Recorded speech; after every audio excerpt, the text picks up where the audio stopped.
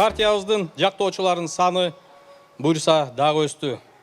Биздин Кыргызстан партиябыздын шайлоого бара жатканыбыздын максаты бул дагы көптөгөн жетишкендиктерге жетип, биздин мекенибиздин жана Ала Тоо элинин өркүндөсүнө талыкпай иштеп, ата-бабалардын аманатын аткарып, келечек муундардын жашоо деңгээлин кыйла көтөрүү. Партиялаштарыбыздын, колдоочуларыбыздын жалпы кыргыз элинин аманатын аткарабыз.